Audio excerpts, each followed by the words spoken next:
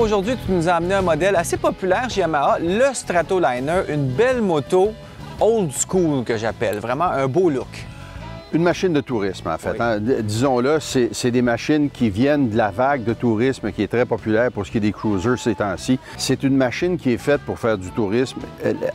Par contre, Yamaha ont fait du spécial encore, parce que Yamaha ont décidé, nous autres, on va en faire des motos comme ça, des customs, et on va développer un vrai moteur de custom. Donc, le gros avantage de cette machine-là, c'est que le moteur est très bas parce qu'il est culbuté en haut, il est pas haut. Donc, la masse du moteur est plus bas. Ça veut dire que le centre de gravité de la machine est abaissé. Oui. Ça veut dire que très lentement, la machine est facile à manœuvrer. C'est vrai qu'elle est surprenante tellement elle est agile quand même. C'est ça. Ça fait une moto qui est agile.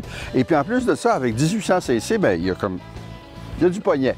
Et tu n'as pas les pieds loin à l'avant, tu as les pieds en position mitoyenne, en position moyenne. Le levier de vitesse du côté gauche est un peu loin, il faut avancer le pied, mais tu peux t'asseoir et être confortable et passer des heures là-dessus. L'autre avantage de ce genre de moto-là, c'est qu'il y a un peu plus de débattement que, mettons, sur les choppers qui sont vraiment surbaissés.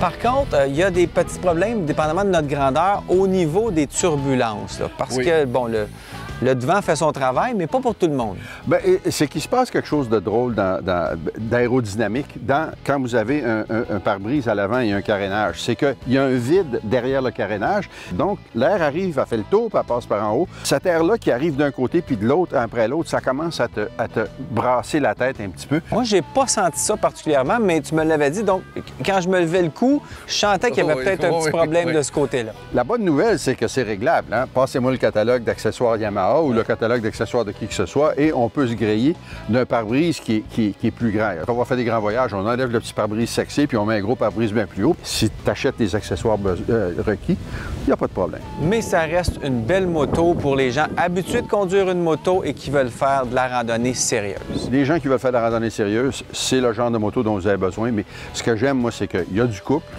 Ça marche plus que certaines autres machines pour à peu près le même prix. On parle de 22 000 et tu n'as jamais de problème quand tu roules dans les montagnes. Ça va se rendre, frein double en avant, donc ça arrête aussi.